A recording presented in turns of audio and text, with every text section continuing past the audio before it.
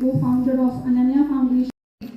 एक responsible political leader, एक responsible चेहरा बनने का कितनी जरूरत है, ये करिकुलम में इंट्रोड्यूस करना कितना अहम है कि आप एक जिम्मेदार नागरिक तो बने मगर जिम्मेदार पॉलिटिशियन बनना बहुत अधिक जरूरी है। बड़ा अच्छा सवाल है और मुझे लगता है कि पॉलिटिशियन बनना एक रिस्पॉन्सिबिलिटी है, क्योंकि लोग आपको इलेक्ट कर मेंबर पंचायत हो, सरपंच हो, जिला परिषद हो, एमएलए हो, एमपी हो, आपको एक नेतृत्व देते हैं कि आप 5 साल उनके भविष्य को कैसे शेप करेंगे, कैसे उनकी सराउंडिंग्स को इम्प्रूव कर वो इंफ्रास्ट्रक्चर देंगे।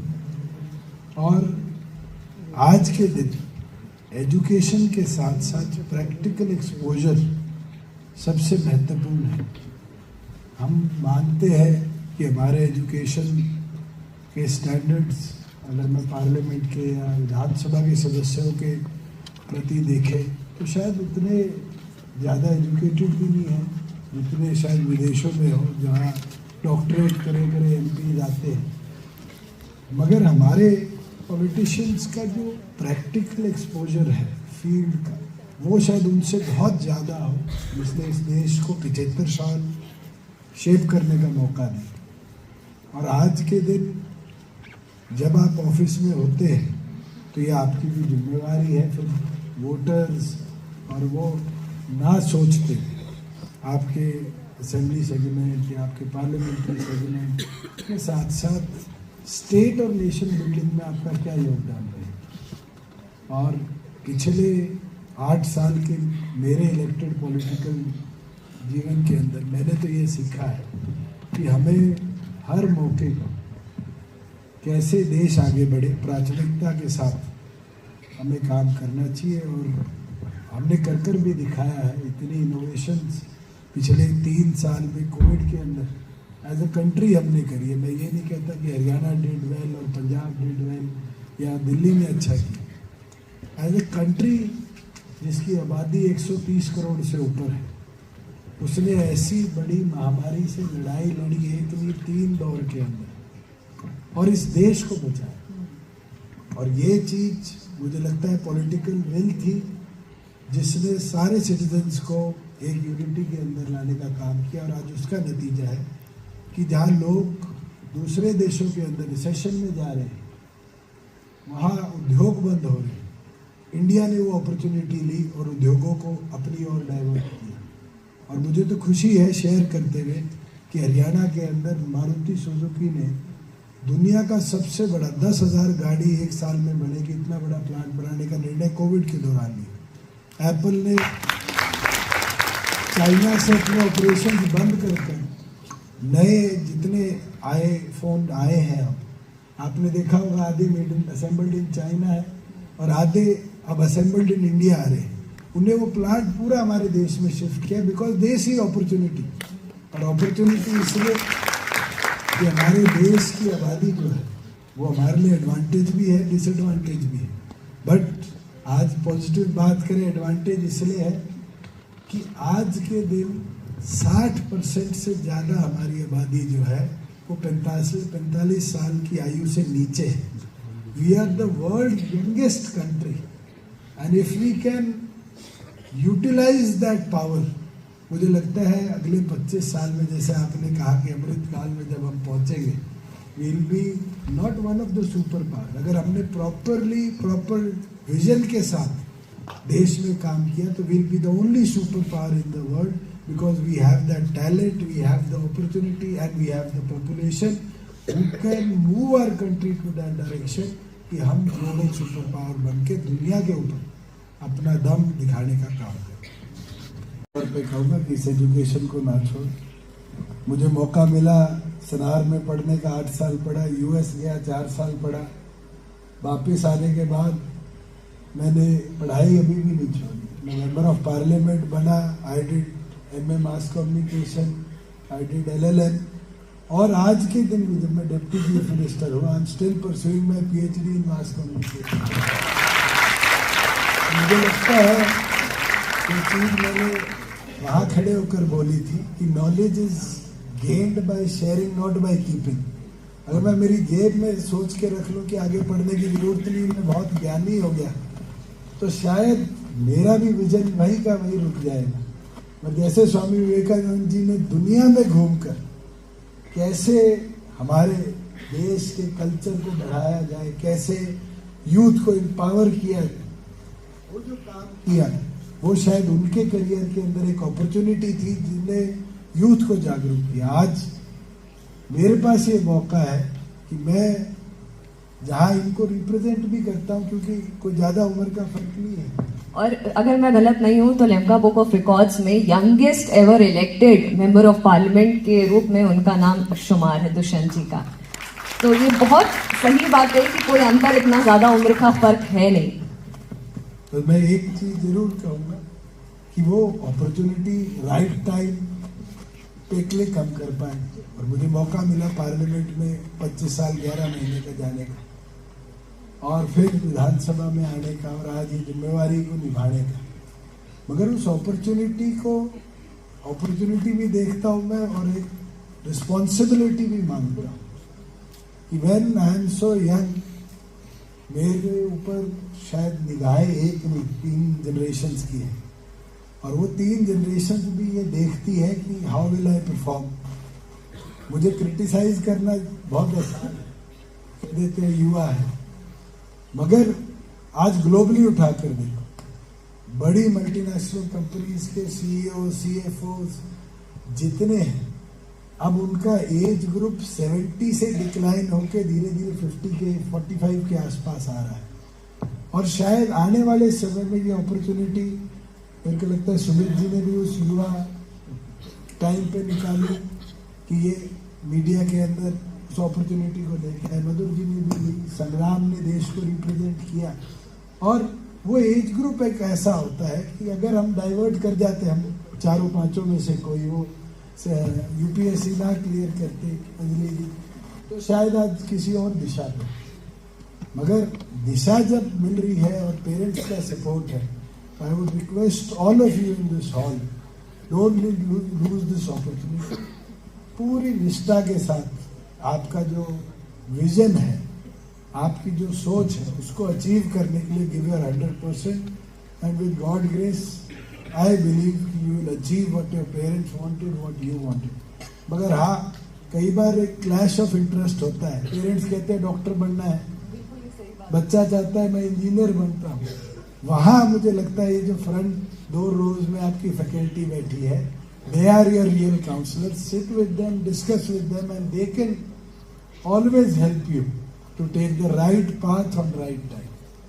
और इनके सहयोग से अपने जीवन को शेप अप करें, and you will see how you make your life success as well as how you will make India a successful story in next 24 years. मुझे लॉन्च हुए हैं। उन्होंने ये भी कहा है कि यूथ का इसमें बहुत बड़ा योगदान रहेगा। सर, मेरा सवाल आपसे ये है, क्या यूथ इस चैलेंज को लेने के लिए तैयार है और हमें इसके लिए क्या करना होगा? आपसे ही पूछ लेता हूँ, क्या आप तैयार हैं? बिल्कुल सर।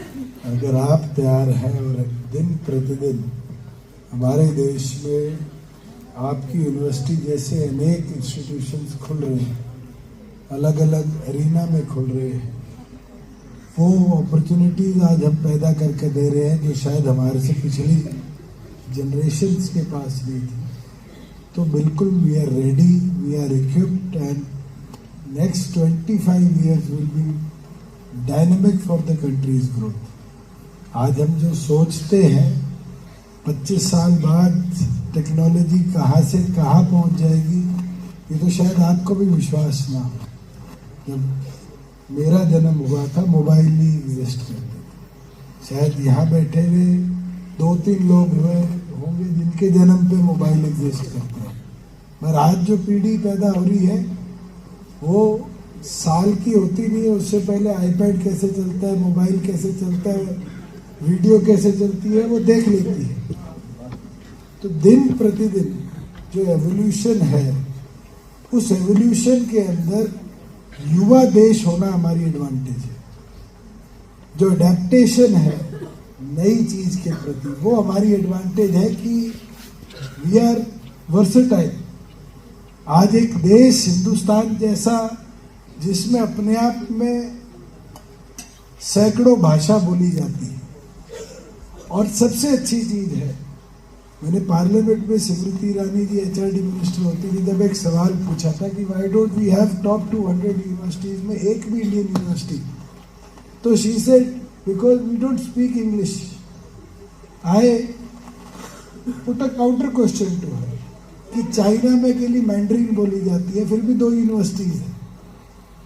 और उसके बाद after an year she told me, तू बड़े टेढ़े सवाल पूछता है। मैं सवाल टेढ़ा नहीं पूछता, मगर वो मौका था कि हम लर्न करें कि चाहे वो पंजाबी यूनिवर्सिटी हो, चाहे वो संस्कृत यूनिवर्सिटी हो, चाहे वो हिंदी यूनिवर्सिटी हो, लैंग्वेज हैज नो बैरियर। आज के दिन गूगल सब बदल देता है, मगर yes that vision needs to be there. And मैं आपको एक एग्जांपल दूं इसी बात पे।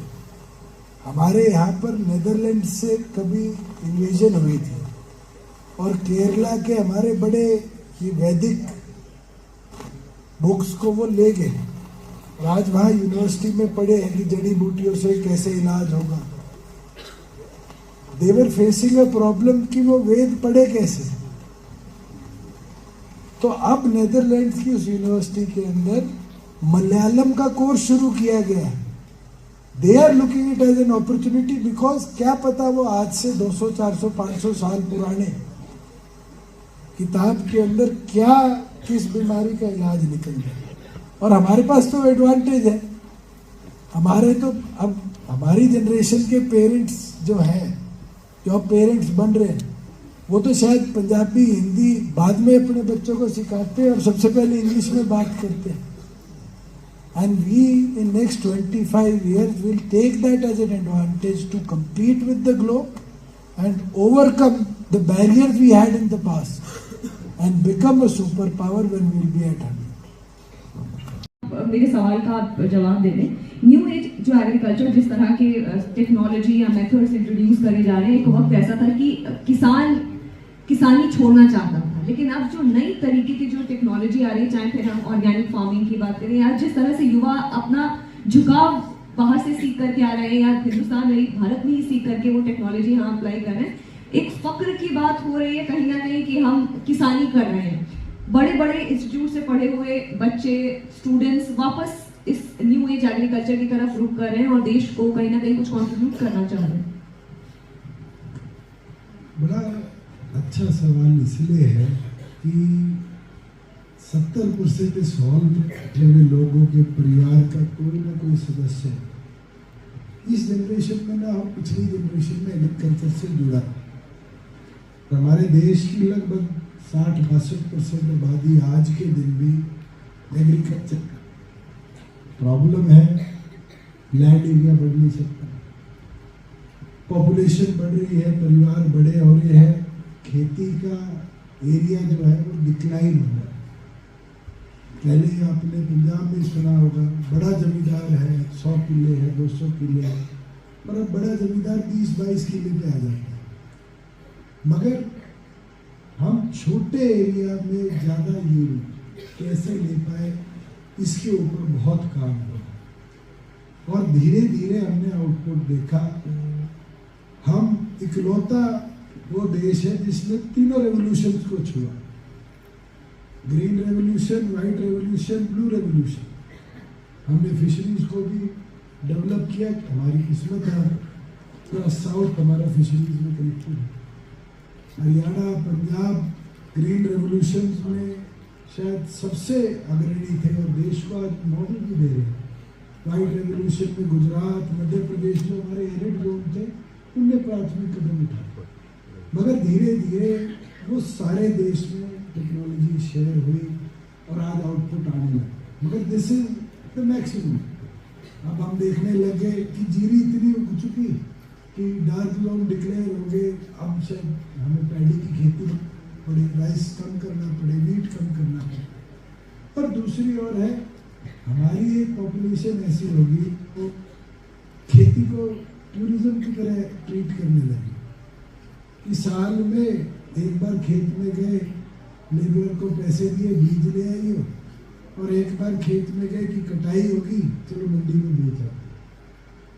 खेती एक छोटे बच्चे पालने जैसा मेहनत का काम है, और उस पर आप जितनी मेहनत करोगे उतना ज़्यादा आपका आउटपुट आएगा। और रीडिंग का आर्टिकल 4-5 दिन पहले कि मधुर जी की मुंबई के अंदर कंटेनर में एक बच्चे ने केसर उगाया और 80 लाख रुपए का बेच दिया।